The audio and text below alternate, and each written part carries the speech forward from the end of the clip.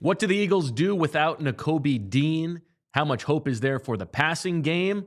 And how good is this Eagles defense? Fran Duffy, Zack Berman in studio to talk about it all with you, the sickos, coming up next on the PHLY Eagles podcast.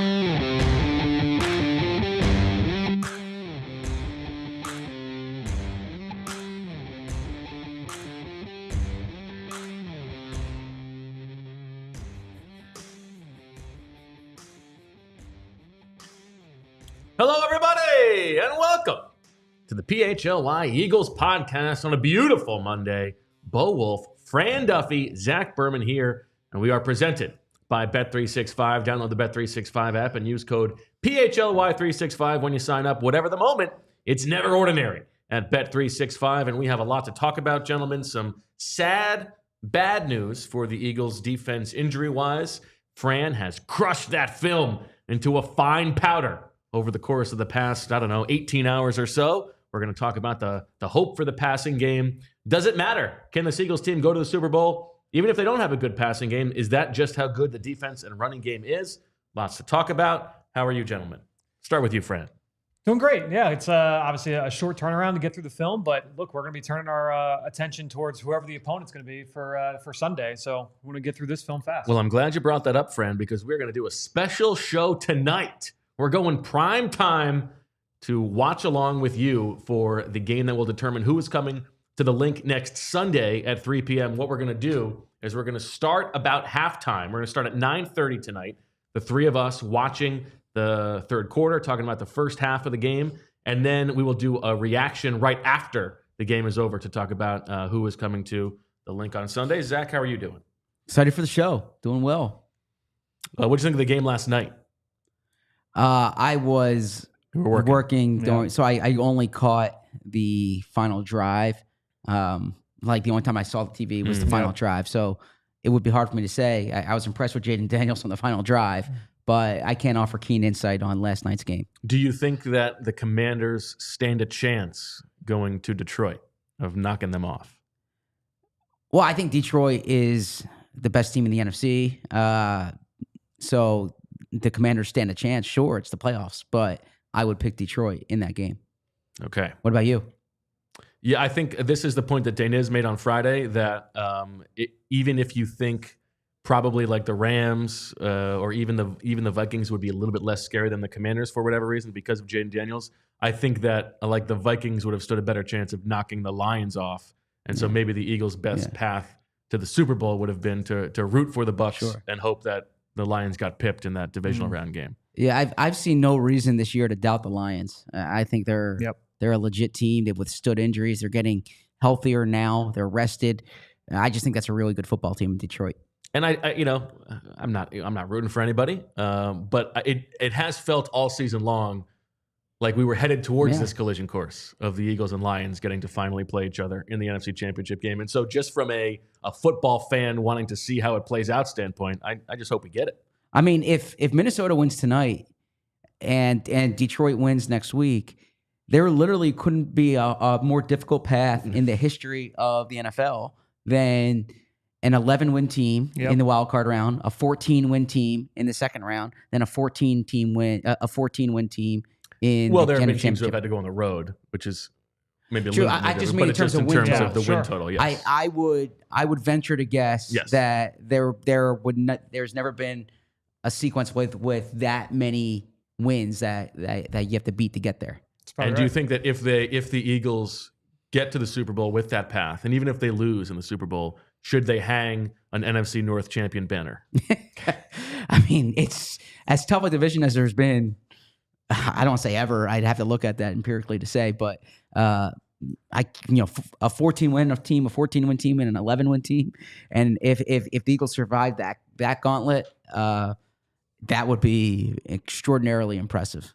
All right. Let's get to the news. Yeah. And it was, what we feared to some degree, watching Nakobe Dean get carted off yesterday. But what was the news from today, Zach? Yeah, bad news for the Eagles. Bad news for Nakobe Dean. Nakobe Dean suffered a torn patella tendon in his knee. This is according to a leaked source confirming the NFL Network report. Huge loss for the Eagles. And he's just such a valuable player. The heartbeat of the defense, that's how he's been described. A defensive signal caller. He's really been playing well. I'll defer to you guys in terms of the explanation for what he's been doing well. But you could feel the pain in the locker room yesterday. This news today confirms it. And then the sad part is it's not just that it affects the Eagles in the postseason. This has ramifications beyond the season. This is the type of injury that stretches into the 2025 season, so it affects the way they have to plan. But I know we're hyper-focused right now on the postseason. Linebacker might be the thinnest position on the Eagles roster. They only have 4 players. Burks and Jeremiah Trotter Jr. are the 2 backups. And they've had such good linebacker play throughout the year. Dean and Baun complement each other. They play well together. So just really tough news for the Eagles and really tough news for Baun. I was listening to the show on my way home last night, and you put it well, like all the things he's endured to get to this point. The first 2 years did not go the way he planned, earned the job this summer. A really difficult end to his season. And he was playing so well, not just over the course of the season, but even last night or yesterday with the way that he was playing. I mean, downhill with the ferocity, the range, the play speed. We talked about like the high-speed internet that he was playing with yesterday on the show. But when you look at the way that Nakobe Dean showed up on film before the injury, you feel for him too. And going back and rewatching it today, you can see there was a play. He sniffed out a tight end screen. And you can see as soon as he makes the tackle, he takes a look. He like peels the pad back and looks at his knee, and he knew. You could tell that he knew right away what the injury was and that it was long term. Yeah, a couple of things. I mean, for one, I mean this is a career changer for Nakobe Dean. There's no guarantee that from this injury he ever regains that explosiveness again. Like this is the kind of injury that can really affect him moving forward. And it's also like you feel terrible for him, like carrying the injury-prone bugaboo. It's going to affect the Eagles' long-term roster planning, no doubt. And for him personally, like we talked about, I mean, he's been through a lot in his young career, and for him to have like gotten through that and to be playing as well as he was playing, it's brutal. And you can understand why his teammates, so many of them who know him so well, were affected. The slight positive is that like, if there's anyone on the roster who I feel like can fight through this to get to the other side, it's Nakobe Dean. Like just talking to him on locker room cleanout day last year, he had such a good perspective on like what was then a star-crossed season for him, and the way that he was able to sort of stay like a level-headed. And so like it's gonna be a brutal grind. Yeah. He might not be back until December of next year, but like. I think what he would say is that like he's made for these kinds of challenges. So I think every Eagles fan will be rooting for Nakobe Dean. Yes, clearly so. But it's with knee injuries, with positions where you need speed and explosiveness. It's just tough. Like you feel for him there. Now, I'm not a doctor. I don't know the prognosis. There have been players who've recovered from this. But this is considered a harder injury to recover from than like an ACL, which is always a tough injury as well. So short term, he replaced by Burks, who would look to me, just on first watch, was being a little bit taken advantage of by the Packers on offense.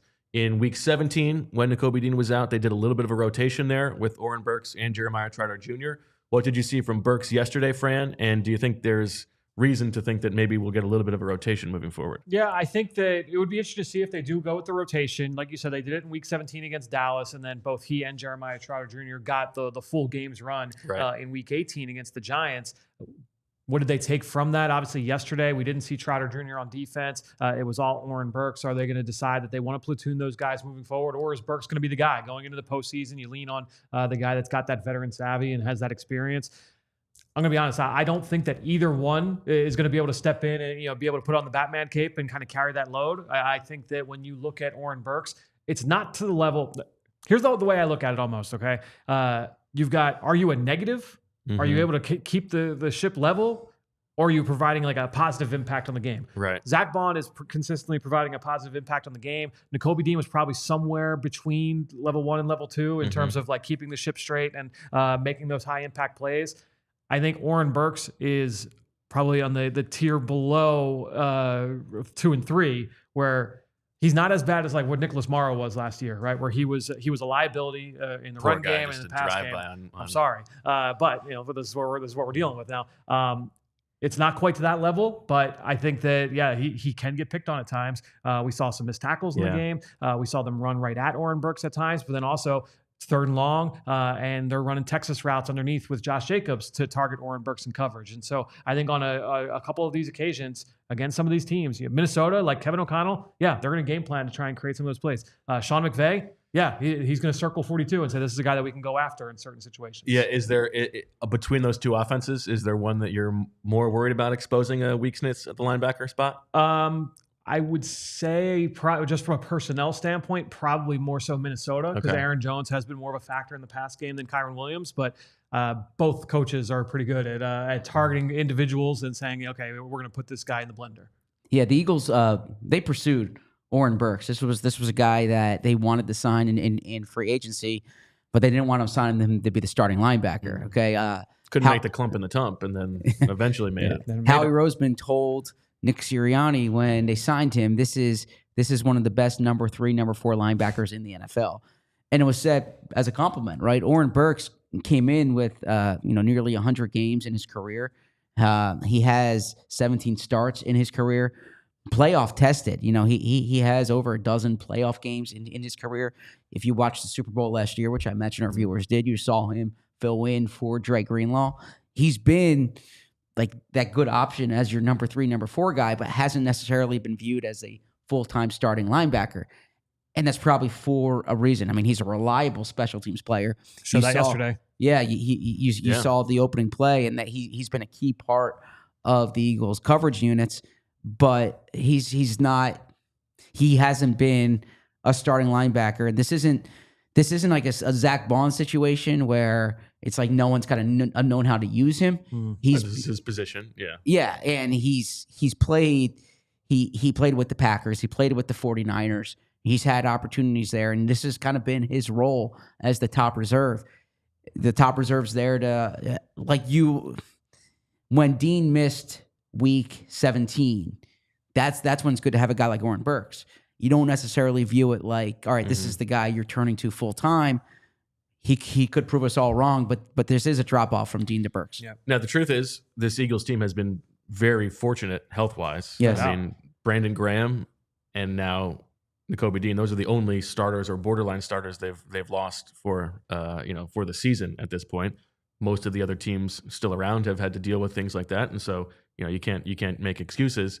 But from a Vic Fangio standpoint, Fran, I mean, my guess is he's just going to go forward with Oren Burks. Yeah. But are there any other interesting solutions he could have? Like, does he have it in him to do some big nickel? Like, do they play more dime? Like, I don't know that they'll necessarily go big nickel, but I think I'm honestly done with trying to project the dime package because there have been a few times this year where like, all right, this is it. This is the week. They're going up against Jaden Daniels. Maybe they want to get more speed on the field and get Sidney Brown out there. And obviously we have not seen that. So I think they're just going to stick with Oren Burks and just kind of put him out there and see if they can keep it also rolling. Does the trickle-down effect is it sort of affects the positionless ability of Zack Baun. Like if you don't trust the guy, the other guy to be the man in the middle. You can't play those games with Zack Baun quite as much. I think that they will stick with that because I think the just let value Oren of Burks stay in having the that, especially with some of the teams that Saw are it left early on in the field. game yesterday. Yes, they did a first play of the game. Yeah. They did a late shift from that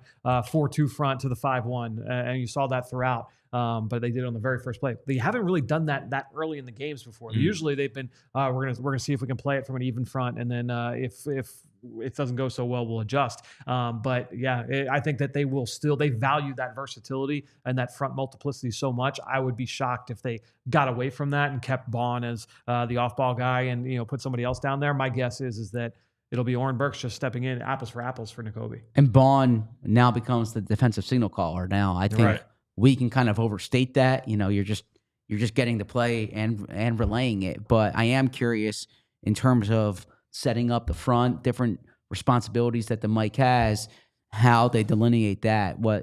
Because you don't want to overburden Baun. Like you said, you want Baun to be that chess piece. Burks is a real smart player. That's kind of the book on him coming out of Vanderbilt. I am curious, though. Jeremiah Trotter Jr., the player he was most compared to when he was coming out was Nakobe Dean. And that was more of a size comparison. Yep. But you mentioned that they rotated back and forth in week 17. That was partly because they both have special teams responsibilities. Fangio didn't want to overburden one. But I am curious, like you said, if we do see someone Trotter Jr. Yeah, I think that for those of the people who didn't watch your review of Trotter Jr. in that Week 18 game, what did we see? Yeah, I thought that we saw some good, we saw some bad. He missed some tackles, but I thought that he was at his best, playing downhill in the tackle box. We saw some plays where he was able to defeat blocks one-on-one and find the ball carrier. We did see some missed tackles in space. I think that there are times where he can get out-leveraged and that lack of top-end speed does show up, but those are the same things that I would have said about Nakobe, certainly earlier in his career as well. And so, do I think that he's going to get completely up to speed and he's going to start seeing things a lot faster and play to the level that Nakobe was?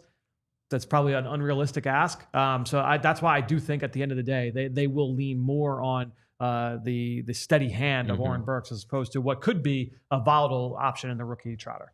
Also, some ramifications here for Zack Baun's future in Philadelphia, I think, and we will address that in a separate video that you can check out on our YouTube channel. Before we get to the film review, one other bit of NFL news to discuss, Zach.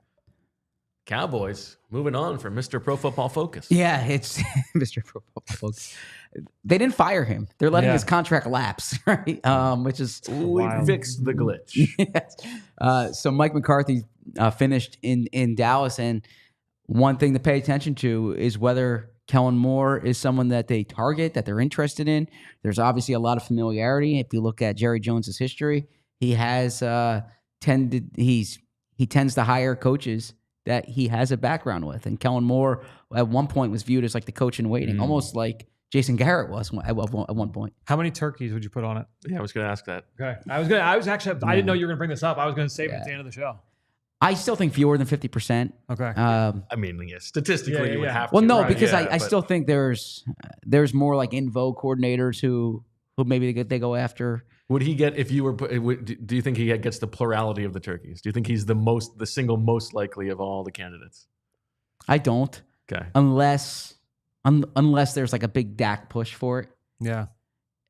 I don't know who. But it also seems to be the case that he's not willing to pay at the top of the coaching market, and so he's not going to hire Ben Johnson, like the guy. No, I was thinking Ben Johnson won't go there. Yeah, I was thinking. No, I know, but I was thinking a guy like Kingsbury or someone who's from Texas. If they look down there, but no, Kellen Moore. Look if you have Dak Prescott in place, Kellen Moore knows Prescott, has worked well with Prescott. Prescott's clearly the quarterback there. It would certainly make sense. Now, you asked Nick last week about Kellen Moore. I did ask what he thought would make him a good head coach, and it was actually, I thought, more of an insight into Nick than Kellen Moore, and just the way that he thinks about the job, because he was talking mostly about like the way that he addresses the team and things like that, beyond like offensive scheme or anything like that. But his attention to detail, all of that stuff, and, it wasn't like the pound the table most ringing endorsement, but he obviously does think that he would make a good head coach. Maybe if Daniz would say, maybe a better head coach than the coordinator. And there is some social media buzz about Deion Sanders. Do you think that's something as a college football guy? Do you think that's something that could be done, or do you think Sanders would be connected to his sons? I think it definitely could happen. I don't think Deion's going, like, that's Jerry's team. You're the head coach. You're playing second fiddle. I don't think Deion's going to do that. That's not my perception of Deion. Yeah, but I guess it's big for the brand. I guess it's also an understanding, like, from Deion's standpoint of, like, are there other jobs that I think I could realistically go? Like, are there other teams that could be knocking on his door? Yeah. Realistically, if there are, then yeah, maybe not. But maybe Dallas is not for me. But the familiarity there. Yeah. Yeah, I mean, it's possible. That'd be interesting. Yeah. Okay. All right, let's take a quick break, and then we're going to really dive into the performance of the offense yesterday and how worried Eagles fans should be. All right, another home game coming up on Sunday, early afternoon. You want to get into that stadium, probably the best place to go. Game Time. Game Time has a new feature called Game Time Picks that makes getting tickets for events even easier. Game Time Picks filters out the fluff to show you only incredible deals on great seats, so you don't have to waste time searching through thousands of tickets to find the best value. We've been talking about Game Time for a long time, and you know why it's great. Beyond the Game Time Picks, you get the all-in pricing, so there's no surprise hidden fees at the end when you're going to purchase. You get the seat views, so you know exactly what it's going to look like when you get to the stadium. You get the lowest price guarantee, where Game Time will credit you 110% of the difference. And you get the Game Time ticket coverage, where your tickets are guaranteed to be delivered on time, and your purchase is covered with the most flexible customer service policy in the ticketing industry. Take the guesswork out of buying tickets with Game Time. Download the Game Time app, create an account, and use code PHLY for $20 off your first purchase. Terms apply. Again, create an account and redeem with code PHLY for $20 off. Download Game Time today. Last minute tickets, lowest price, guaranteed. Download Game Time today. What time is it? It's game time. And we'll now hear from our friends over at Bet365, because we know, whatever the moment, it is never ordinary at Bet365. Bet365 has 90 million users worldwide. Bet365, they live stream 780,000 events each year. You've got those early payout offers across not just the NFL, but across the NBA, the NHL, and Major League Baseball. Bet365 pioneered live in-game betting, and they offer the widest range of games and markets available for live in-game betting across 78 sports. And this is breaking news here. This is huge from Bet365. This is an offer that's only available for the next week, up until January 20th. For Bet365 right now, new customers now get $150 in bonus bets guaranteed when you bet just $5. You sign up, you open an account, you use the code PHLY365, and you deposit $10. You place a bet for $5. You get $150 back in bonus bets guaranteed. Now, those bonus bets, they can be used on the spread. They can be used on totals, player props, futures, and more. Whatever the moment, it's never ordinary at Bet365. Remember that you must be 21 or older and physically located in PA. If you or someone you know has a gambling problem and wants help, call 1-800-GAMBLER. We thank Bet365 once again for presenting this show. All right, Fran. All right, Bo. You've grinded it. Into a fine powder. You've snorted it, and you're ready to talk about it. Is that what you did? Something like that. Okay. Jalen Hurts yesterday, 13 of 21 for 131 yards and 2 touchdowns, no interceptions, a 101.4 passer rating. A.J. Brown, 1 catch for 10 yards. As a team, the passing offense, 3rd worst EPA per dropback of the season, 3rd worst success rate of the season for the passing game. What did you see? And we don't need to do the. I am a little bit every game. It's like, well, is it Jalen or is it the structure of the offense? And I know that there's that debate on Twitter right now. But like as a group, how bad was it? It was bad. Okay. Yeah, it wasn't good. It wasn't good. And I think that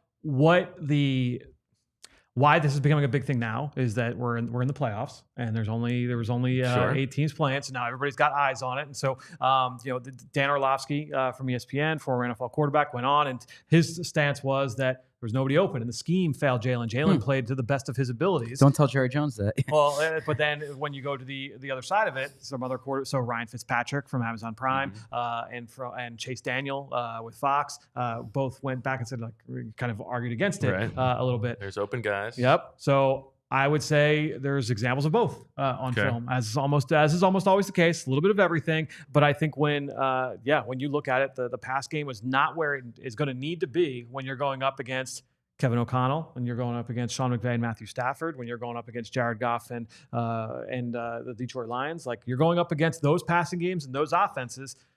That's not Malik Heath and Bo Melton and Emmanuel Wilson you're going up against, like you saw this past week. Once that Packers offense once the attrition took hold, that team could not move the ball. That's unlikely to be the case here for the teams you're going to face the rest of the way.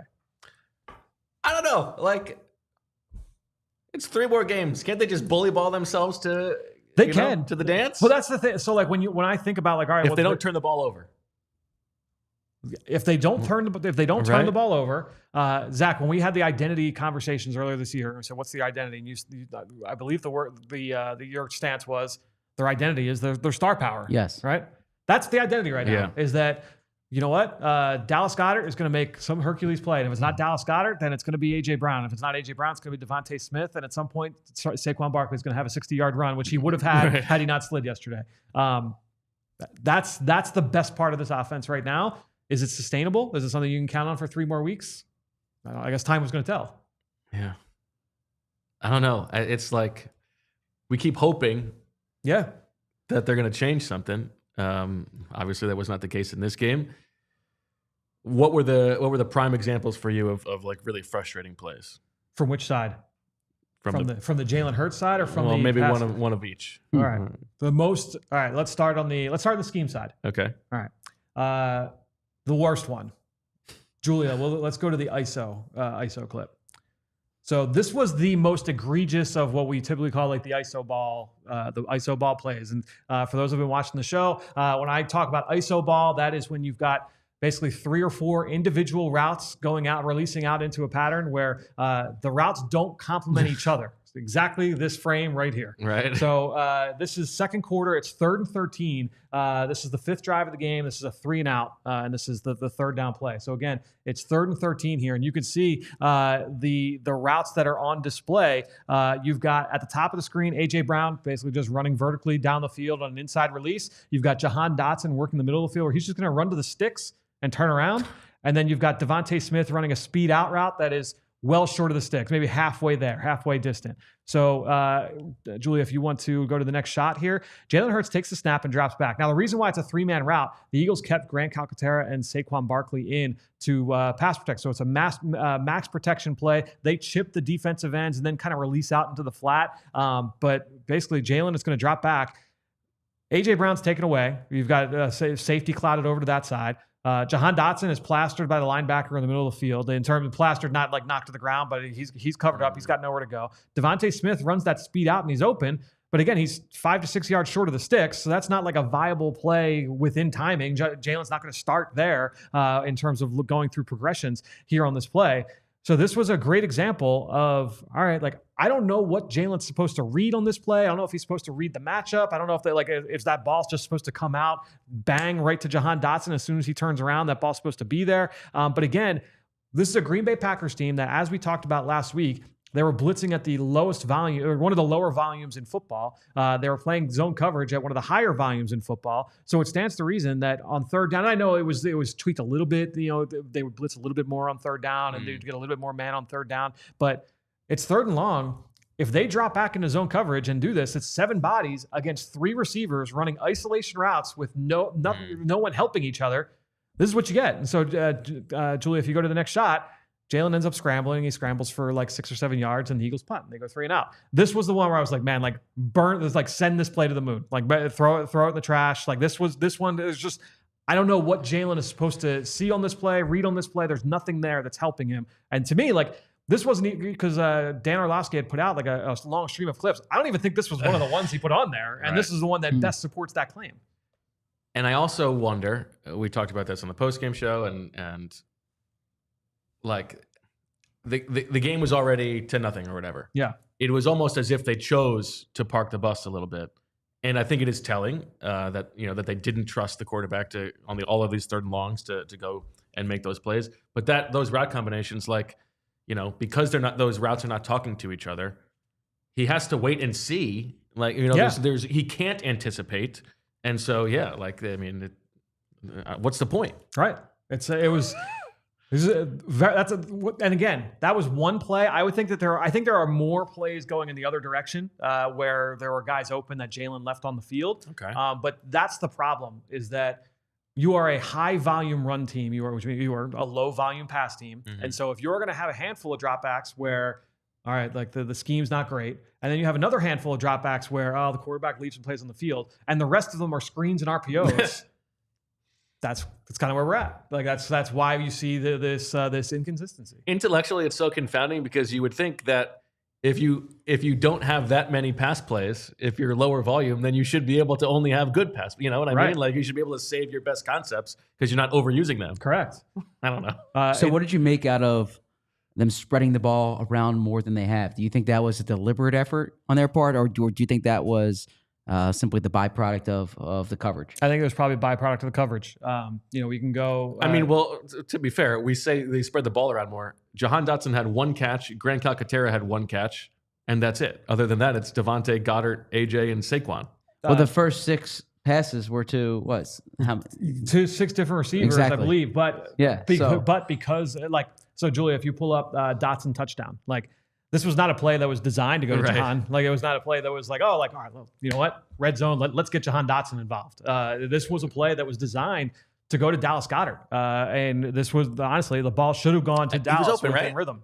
Yeah, that's where this ball should have gone. And so when you look, Jalen drops back here. Dallas Goedert's to his left. Devontae Smith is kind of trailing him there. Dallas is going to work the skinny post. You have 3 receivers going over to the right. That's Saquon Barkley releasing to the flat. Jalen is looking in the middle of the field. That's safety, Xavier McKinney.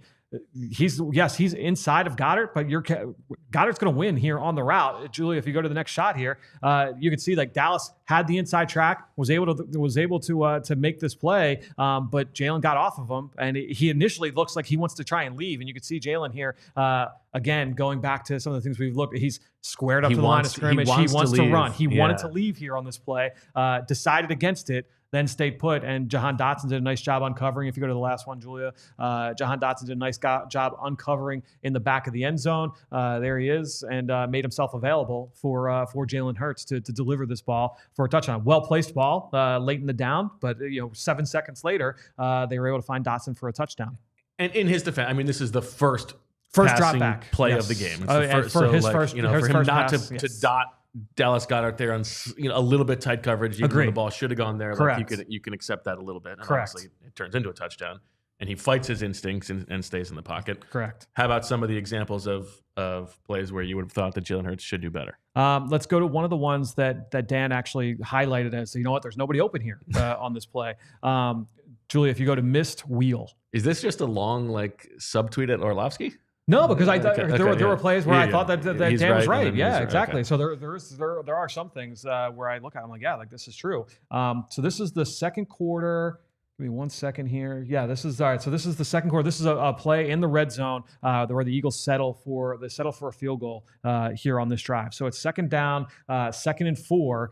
And Jalen drops back, and basically the idea here is that you're going to have Dallas Goedert running a post, and you're going to have Saquon Barkley releasing on a wheel. Now, if you go back to week 1, the touchdown the first touchdown of the season for the Eagles was a wheel route against the Green Bay Packers. This play is a little bit different because that play there were 2 posts releasing upfield, and you had Dallas Goedert running the shot. You had the tight end running the shallow cross behind it. It's not the same exact play, but it's the same idea where you've got the post that's going to stretch the coverage vertically, and then you're going to create a one-on-one for your running back out of the backfield. And that's Saquon Barkley going to be working against the linebacker. So, Julia, if you go to the next shot here, Jalen takes the snap. Devontae Smith is working the motion. So you've got at the top of the screen, don't even worry about the bottom yet, top of the screen, Devontae comes on motion from left to right. That gives you 3 receivers over to the right side. There's 4 white jerseys over there. There's nothing that is not going to be a numbers advantage for the Eagles and for Jalen Hurts. But to the bottom of the screen, you've got, again, Dallas Goedert working vertically. He's going to take Carrington Valentine, the corner, and take him towards the end zone. And now you've got the one-on-one matchup brewing there between the linebacker in space and with Saquon Barkley. And Saquon is going to blow right by this linebacker. And Julie, if you go to the last shot, you can see Saquon is going to be, he is open. This is more open than he was on that first game, that touchdown in week 1. Jalen should be stepping up and delivering this throw, but you can see he's already looking over to his right. That play is dialed up to go to Saquon Barkley. That is a called wheel route touchdown. Like that should be 6 points, lighten up the scoreboard. And instead, he ends up rolling to his right. I think this was a throwaway here for Jalen Hurts. This would be an example of leaving a throw on the field. Go ahead. Well, I had a question tangentially related to this. If you want to follow up to that specific point. No, go ahead. Okay. Because I'm curious about the A.J. Brown of this all. Okay. And which is, I don't want to be that guy who's like, every time A.J. Brown doesn't have a big game, it's like, why wasn't A.J. Brown involved? But this was his lowest target percentage since he came to the Eagles.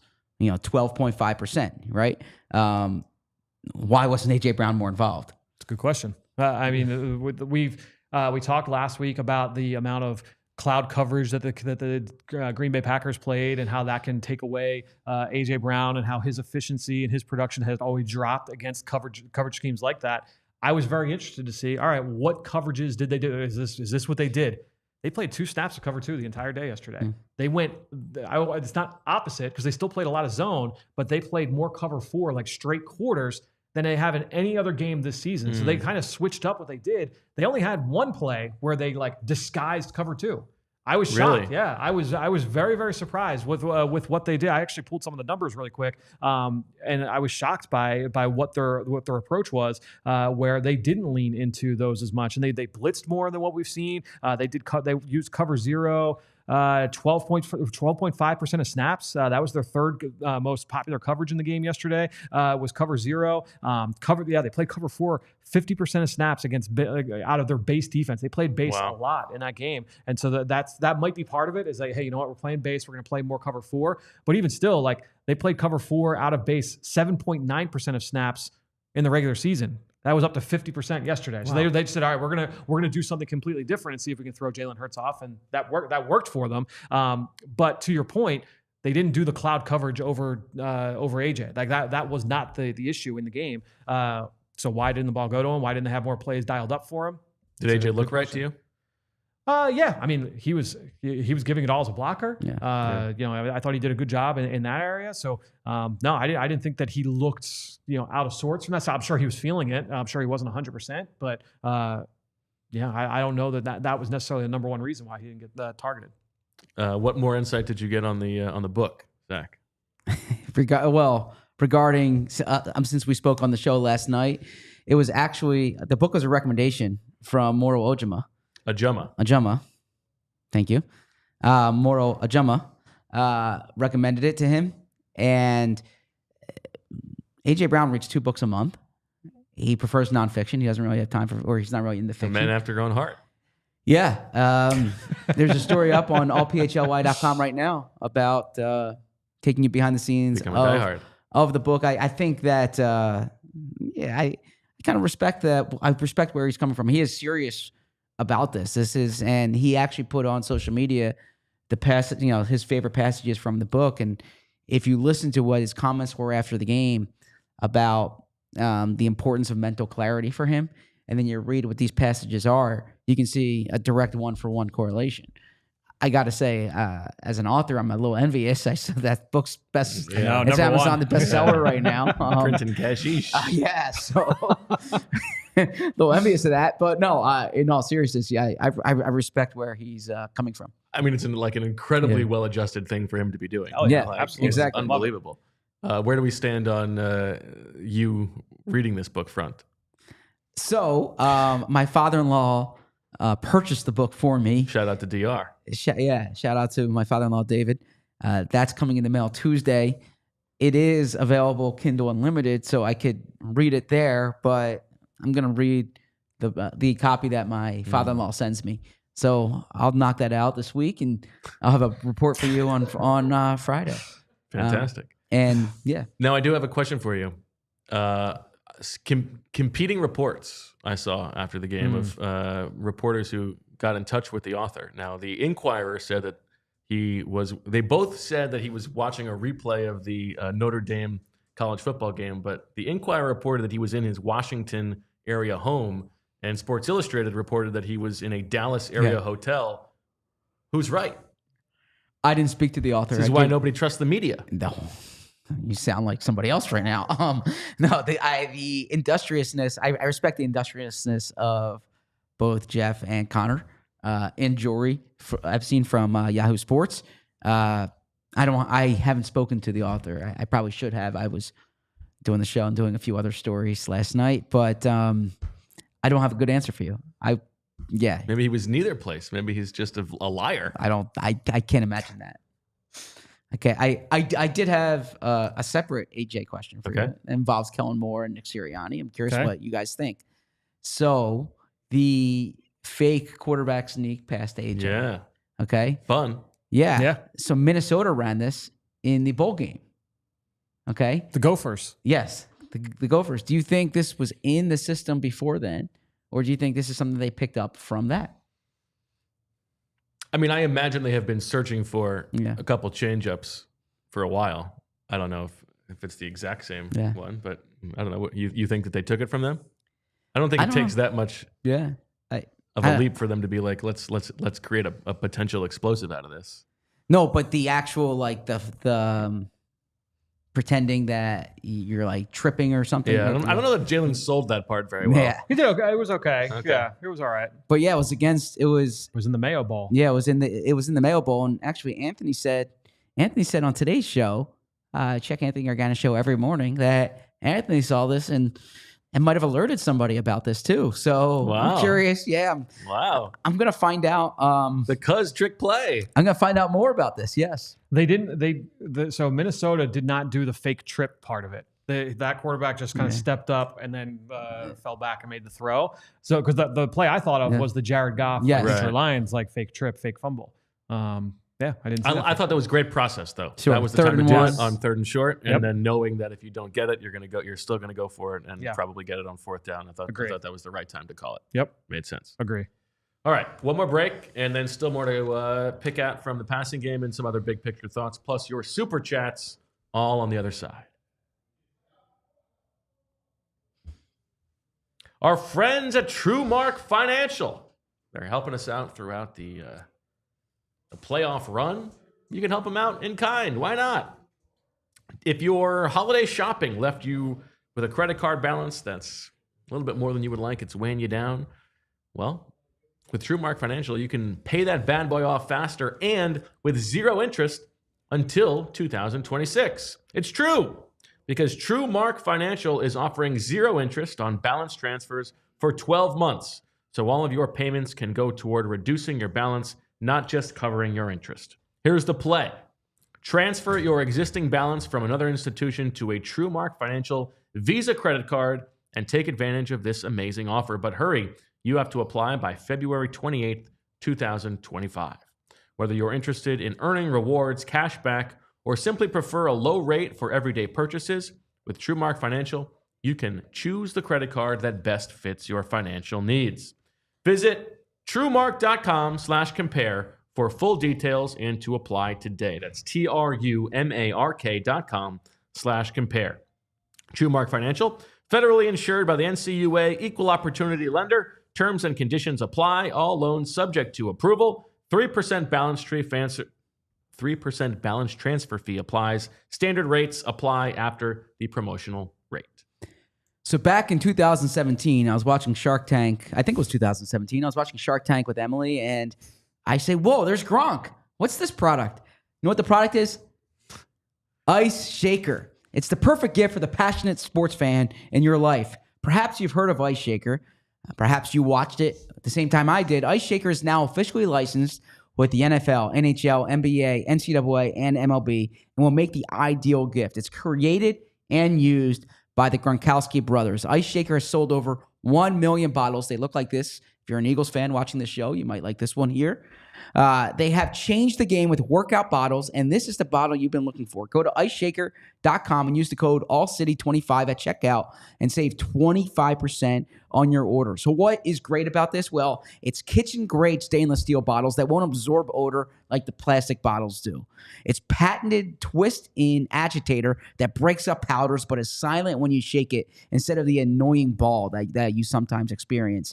Third-party tested. It will hold ice for 30-plus hours. It's customizable, and the agitator works as a strainer as well, so it makes a very solid tailgating cup to mix drinks if that's what you're looking for. Order your team-branded bottles today at iceshaker.com and use code ALLCITY25 for 25% off your order. Ice Shakers, show your support for your team with the best branded workout bottles on the market. Ice Shakers. All right, Fran, what else is worth talking about from the passing game? Yeah, I think that, some of the things that we've talked about a little bit in the second half of the season in terms of some of the issues of the pass game continue to show up as well. Julia, if you want to pull up empty sack.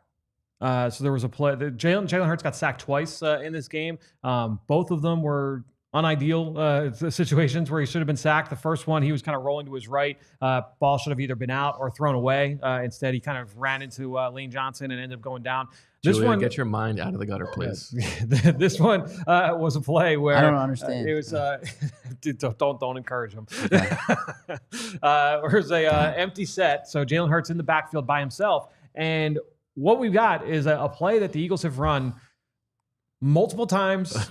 Every game over the last, we'll say, 6 to 7 weeks. And Daniz will attest to it. I know this play as drive. And basically what you get is 3 routes that Jalen, it's a West Coast offense staple. This is like a 3-step quick game type of concept. And Julia, if you want to go to this has been their go-to play for the most part, out of empty, and they've done it out of other non-empty sets as well. But if we go to the next shot, we can see basically what the 3 routes are. And the first one that Jalen typically starts with is like a speed out from Devontae Smith at the top of the screen, or whoever that number 2 receiver is. Here it's Devontae Smith. So start there, and then you work the 2-man route combination over the middle of the field. It's a shallow cross coming from the opposite side. Here it's Dallas Goedert, or it's that little kind of like a sit route, a ball route over the middle. Here I believe that's Grant Calcaterra running that route. Now, again, the Eagles have run this so often over these last few weeks that teams start dialing in to how to cover these routes and how to plaster these routes. This was one of the ones where Dan Orlovsky pointed this out. Jalen hits the top of his drop, and Julia, if you go to the next shot, he looks over to Devontae Smith, and that's covered up. There's a linebacker there waiting, and he's basically there to take away that throw. That's an opposite hash throw that's underneath within 5 yards of the line of scrimmage. That angle is just that's a tough pass to be able to complete. And then you go to the middle of the field, and you see that you've got the 2 tight ends work in the middle there. First, that he's going to start on that shallow cross and then work to the button hook. Well, both the 2 middle of the field defenders there for Green Bay pick those routes up. And so now Jalen steps back, and he's got nowhere to go with the football, and he ends up waiting, and Rashawn Gary gets home for a sack. And that play happened on 2nd and 12, so then it brings up 3rd and 19, I believe, and the Eagles are forced to punt. It's plays like that where, again, we've talked about how they've become a little bit predictable. We've seen guys, 2nd-level defenders, 3rd-level defenders get into passing lanes, point out plays that are coming, and this was an example where this team was just that. Yep, we've seen this before, and they jump all over it. And so I think when you're talking about the uninspiring nature of some like the ISO ball concepts, when paired with this aspect, and then also the missed throws, again, it's a little bit of everything when you're talking about what needs to get better moving forward through the rest of the postseason. Okay. And yet, I mean, the Eagles won this game going away. Yes, and against the best 7 seed in history, right? A team that was top 5 in DVOA. There's no guarantee that the passing game won't be better next week, and they could have their B+, A- game coupled with awesome defense, even if they don't get turnovers, and the running game. Although the running game is not firing on all cylinders. I wanted to bring that up. Yeah, are we being too negative? No. I think we are. It was the second worst game of success rate for the run game yesterday against the Packers. And by the way, their 4 worst games by success rate have come in week 16, week 15, week 18, week 19 in the run game. No, I'm not disputing And that. this one came with Dallas Goedert back. The MVP was back in the lineup. I mean, I'm just saying, like, Saquon Barkley, that game's essentially 29-10, right? Like, Saquon Barkley takes a fall on a play when there was no one in front of him against a team that's top 10 in But DVOA also, on like, both sides they of the were ball. like exactly the same in yards from scrimmage. Like, the underlying numbers in this game were very equal. They had they went 4-0 in turnovers. Like, Yeah. They missed the field there's goal. no guarantee. So, that we talk about turnovers not being sticky, and that's absolutely correct. Like, the first, if the Eagles were 2-2 earlier this year and they weren't turning the ball over, that was a big reason why. This backstretch of the schedule, they've been outstanding turning the ball over. Turnovers are not sticky, so you can't rely on being +4. And if they're not +4, Green Bay probably wins that game, or it's a much different game. Green Bay was moving the ball better at times than Green Bay. Look at them; they were over 50% on third down. Yep. So they were they were driving, but I still, this is what the Eagles, like, the sample size is large enough to say the Eagles wear teams down, and they've done this now for 3 months. Now it's harder to wear down Detroit, and that's kind of the context of everything. Is can they do this against Detroit?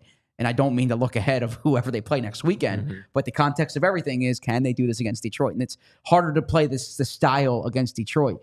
But I do think that there is a little too much. Jalen wasn't prolific and not enough.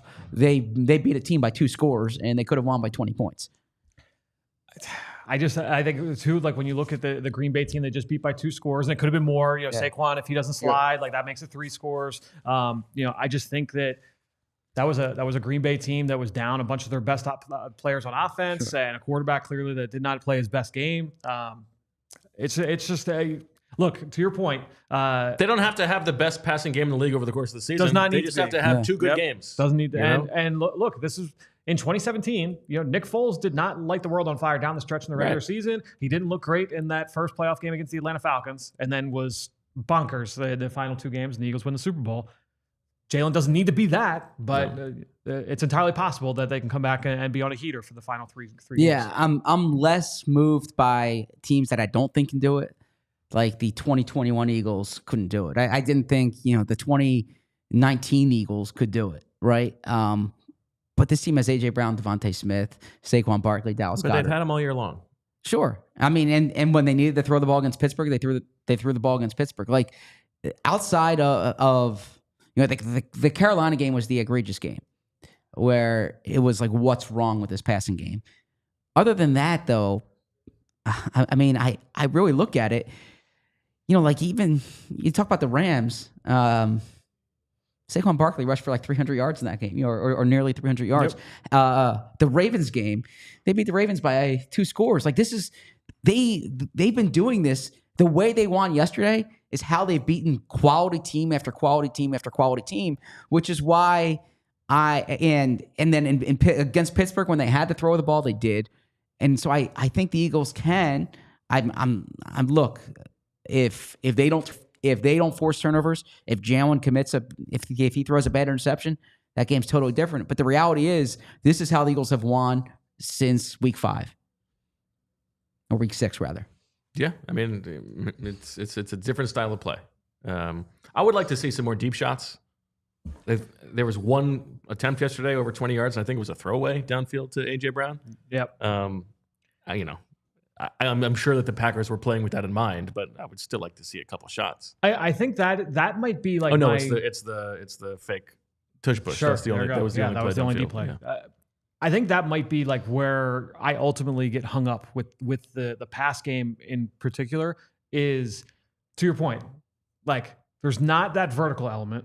Right. They're not great in the quick game, like timing and rhythm. They don't attack the middle of the field. Their RPO game can be effective, but like, the timing hasn't always been great with those. We've seen like penalties. That was more in the beginning part of the year, but like, they're still not hitting on all cylinders there. So what part of the passing game are you supposed to hang your hat on in a league where you want to be able to hang your hat on the passing game? That's what gives me like the most. It would be one thing if like, the numbers aren't there, but you know what? They do this really, really well. Right now, it's what they do really, really well. Going back to the beginning, waiting for one of their stars to make a big play. Yeah, and I'm okay with that because I think they can. Now let me ask you guys this. If they won 35-31 yesterday, the passing game looked awesome, but the defense looked leaky, would you feel any better or worse today?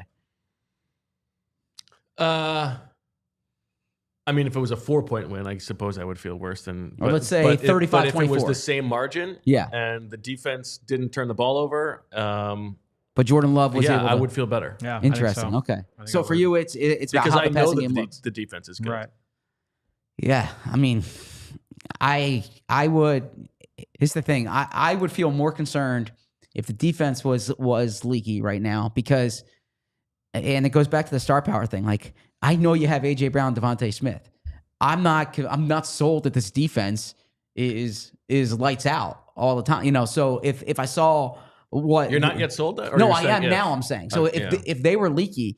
I'd be like, oh, the pass rush isn't there, or the corners aren't. Yeah, but you can't. I mean, listen, this is an unfair comparison, but that's the same thing you were saying down the stretch of last season. That like, well, they've got AJ Brown and Devontae Smith. Like, at some point, they're going to get it together. Like, they've had them all year. I mean, no, they've only played what was it 4 games now with all 3 guys together, right? healthy. Yeah, but yeah, I mean, it was uninspiring. I think we are being a little bit too negative. Like this team is still extremely good. I think Aaron Schatz has them like now the favorite to win the Super Bowl. They're number 2 in weighted DVOA, and they don't have to play. They were one of only 2 teams in the NFC instead of 3 teams in the AFC. They have a very good chance of going to the Super Bowl. They just have right now. They have to win in a different way. I feel great about this defense. I feel great about. I shouldn't say. I feel really, really good about the run game. I would say I would put it in that order: like defense, then the run game, then the pass game. So those success rate things on the run game, you're not really worried about it. Just it's trending. Well, that's why I couched it. That's why I said I feel great about the run game because in the last few weeks the run game hasn't been as overall effective as what we've seen, but I still feel really good about it. I mean, it's Saquon Barkley, a 2,000-yard rusher, and one of the best offensive lines in football. So yeah, I still feel good about it. But yeah, when this time of year when it only takes one slip up, that's what keeps you up at night. Yeah. Do you remember the Phillies postseason? You remember how long ago that seemed? Before that, the Phillies regular season. Does that seem even longer ago? The Eagles have lost 1 game since then. Since the Phillies were 1 game since the Eagles were in the regular season. Think about it like that. Like since the month of September. So since October 1st started, they've lost. You're only opening up a can of worms now. Exactly. They play one game a week. It's not like. Okay. I understand like how time works, but it's also. I mean, they've lost 1 game since week 4. Right? Think about that. To be fair, they've only lost 3 games since last President's Day. I'm just saying. And then the other thing too is like, and then you say Labor Day. No. And then the other thing too is how many times I've sat with you and you're like, that 2022 team with Jonathan Gannon, that was the big problem there, And then you look at this team's not getting, this team's stopping every quarterback they've been facing, basically. And their defense is unbelievable. It's awesome. Yeah. And so like what? So if the only thing that will leave you encouraged about, I shouldn't frame it like that. If you're only going to be encouraged by this team, if Jalen Hurts is throwing for 300 yards and 4 touchdowns, I'm saying you're missing the forest for the trees here, right? Like I think there's something to be the way they're playing. It's not the way I thought they'd play this year, and but the defense is working. And yeah, I am confident in AJ Brown and Devontae Smith and Dallas Goedert. And I know I said that last year. Difference is last year that defense was horrible as well. Yeah. So for sure. At least I think, and I keep going back to this. And I'm not defending Jalen, and I'm certainly not defending the coaching staff. But I do think during the bye week, their biggest point of emphasis was don't turn the ball over. And since then, Jalen's thrown 1 interception. So, yesterday, Jordan Love, who outplayed Jalen, let's say by yardage or whatnot, but Jordan Love threw 3 interceptions. Now, I know one was a desperation heave at the end, basically, but Jordan Love threw 3 interceptions. Jalen Hurts did not turn the ball over. That was the difference in a postseason game, was the turnovers. Okay. Let's get to the Super Chats. Got a bunch of them. Oh, wow. Starting with Kevin, who says, I don't believe this, but does even 5% of you think that Tanner McKee could improve the passing game? For Zach, are the words 1 and 1 pronounced differently? Yeah. They are. One. John Clark does the same thing. It's a Philadelphia accent. Yeah. Mm-hmm. Yeah. Yep. How would you say? One. Yeah. Juan. Yeah. Juan. So what's the fourth? What's the noun at the end? The currency. Okay. Juan. Yeah. That's pretty good. Zach's passcode. It's a Philadelphia accent. Kevin, yes, 5% of me does think that. Well, I think 33% of the set probably thinks that. So I think you might be undervaluing.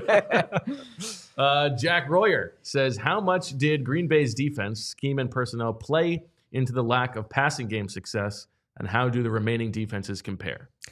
I'm gonna be honest. If the Packers had done more of the disguise pressure stuff that we had talked about a week ago, I would have been able to better explain some of the issues. But they didn't. As we talked about, the coverage plan was a lot different, and so that I think actually makes it more startling. Make sure that if you are watching on Fast, first of all, we appreciate you. We see you. We love you. Check out the rest of the episode on allphly.com. On that same topic, the running game success, what did they do well against the Eagles, that Packers front?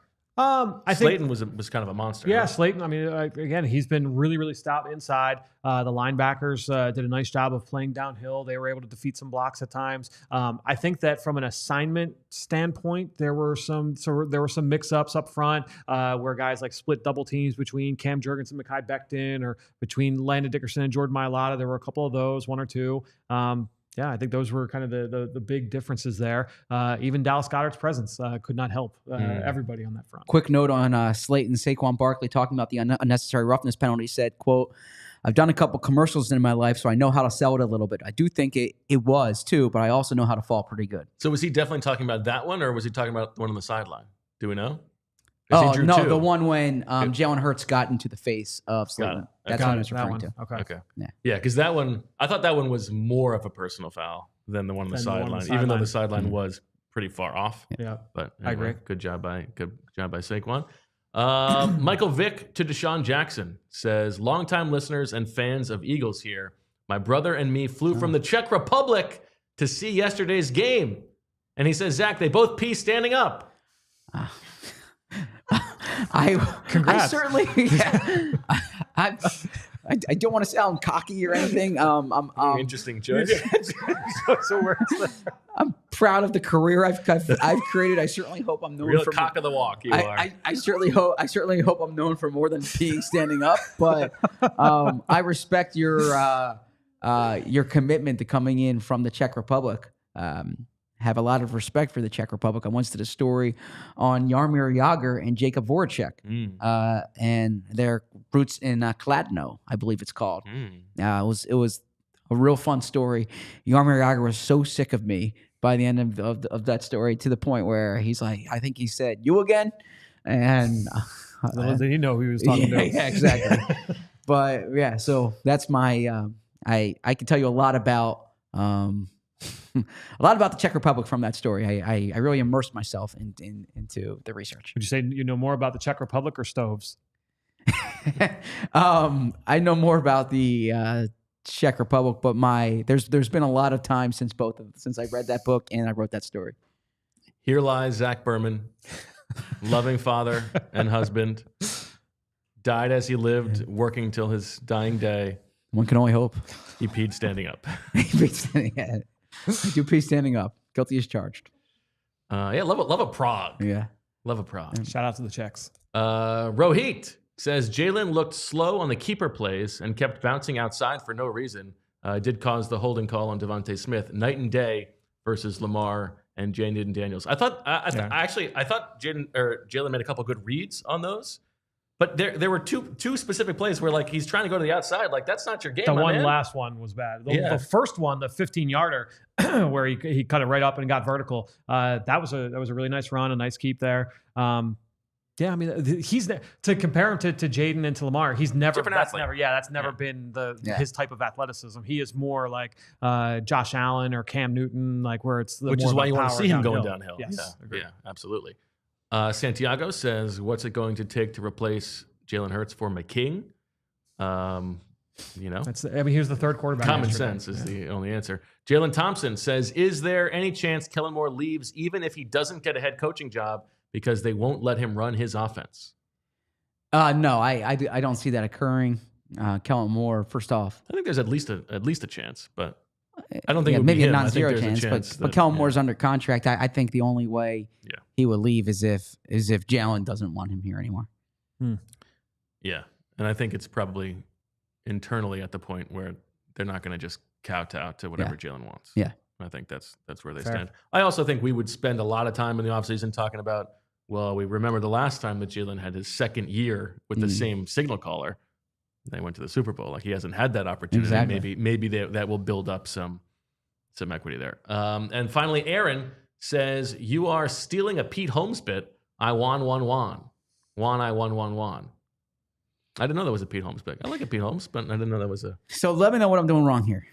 Okay. You're not doing anything wrong. Juan Castillo. Yeah. No, here. I won the game. Yeah. One time with Juan Castillo as the coach. And what's the other one? The Juan, the South Korean currency. Juan.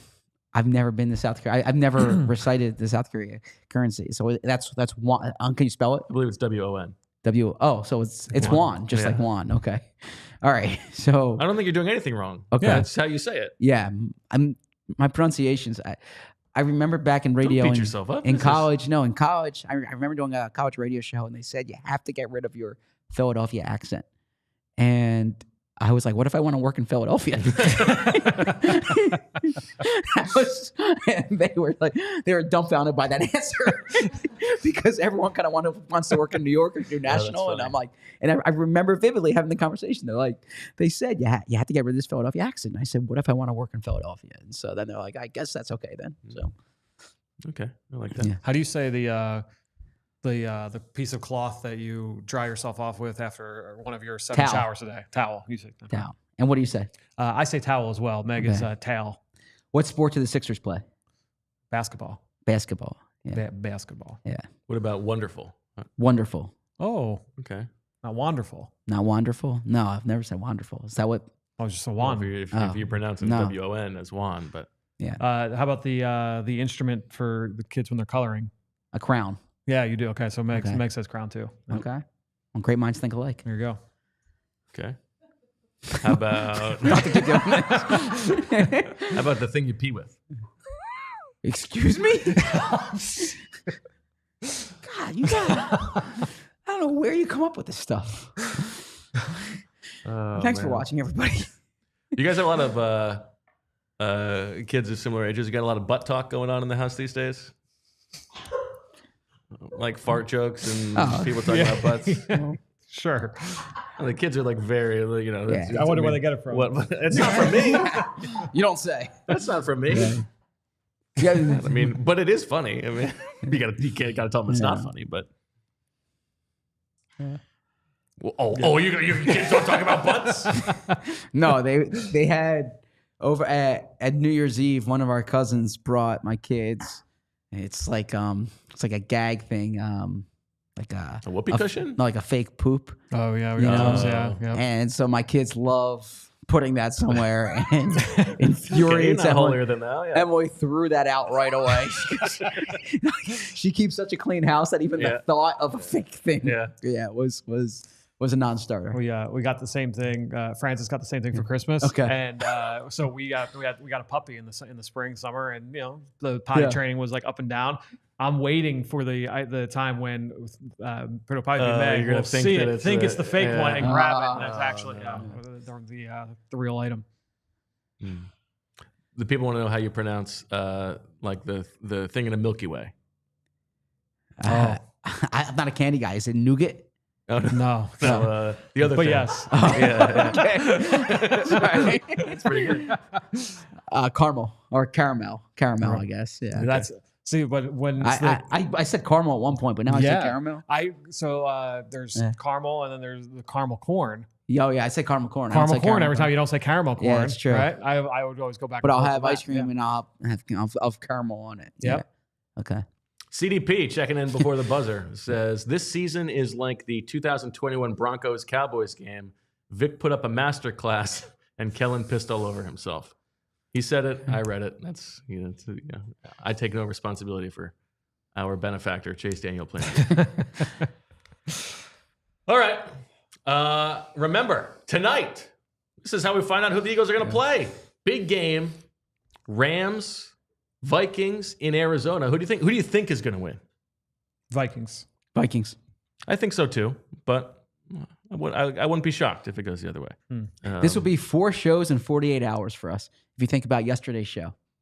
What about the kickoff show and the halftime show? So even more shows than that. And then the All PHLY or the All PHLY. The All NFL show on ALLCITY. And then all 3 of us are appearing on Anthony's show. The 2 of us are on today. You're on tomorrow. So, man, we appreciate our loyal audience. We're all over YouTube right now. How many shows is that since the Phillies last played? If I told you how many shows I've done since the Phillies last played, and then beat myself up over not having enough articles. Yeah. We have another show coming this week too. Yes, we do. The premiere of the NFL Draft Show with Fran Duffy, featuring a mock draft as we get to know all about this draft class. It's going to be very exciting because I know that you know, sickos, that there's nobody better when it comes to draft talk than the Duff Man. Yeah. Debatable. I think it'll be fun, though. Yeah. Looking forward to it. It's going to be a lot of fun. We're looking forward to that. Tonight, we're going to say 9:30. If it's a super fast first half, maybe we'll bump it up a little bit, but we're going to plan to start that show around halftime of the game to talk about everything that's happening. We'll take you through like the third quarter, and then we're going to talk about it all after the game is over, when we know exactly how things are going to set up for the Eagles. So we look forward to that. Please join us this evening for Julia. Zach and Fran, please subscribe, like the video, all that good stuff. We will talk to you tonight. And as always, we love you. We all silly like the mayor.